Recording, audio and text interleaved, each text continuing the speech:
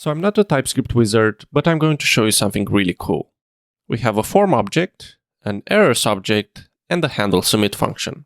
The function starts by clearing out any existing errors.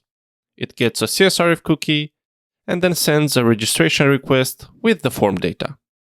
If the request validation fails, we assign the response errors to our errors variable. So far so good. My problem has to do with this errors type we have here. This says that errors is an object whose keys are strings and values are arrays of strings. The problem with this is if we go in the template, there's no autocompletion. And this is good enough for this small form where we only have a couple of fields, but imagine you have a really big one with lots of different fields. Having autocomplete and type checking becomes increasingly more valuable. We know the Laravel response errors object comes with the same keys as the form data, which means we could essentially copy this form object over here and turn it into a type. All these are strings and optional.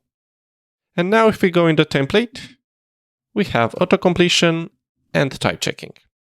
However, the problem now is that we always have to keep the form object and the errors type in sync.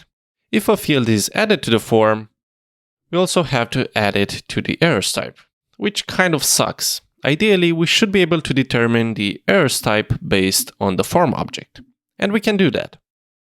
We'll do type errors equals type of form, and this will give us the type of our form object. If we hover it, we'll have name as a string, email as a string, and so on, but we only care about the keys. We can get the keys as an union type using keyOf. So keyOf type of form will give us the keys as an union type. What we have to do now is iterate through these keys to create essentially the same type we have here. We can do square brackets, key in errors, and it will be optional, and the value will be an array of strings. This is called a mapped type in TypeScript. Now if we go in the template, we now have autocompletion. And if we are to add a new field to our form,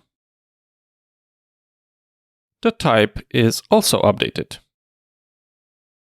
And we can also inline these. I'll grab this, paste it here, and this will still work. If we scroll down, type in errors dot, and we can pick H if we want to. And that was it. If you found this video useful, don't forget to like it, share it, subscribe, click the bell button, all that good stuff.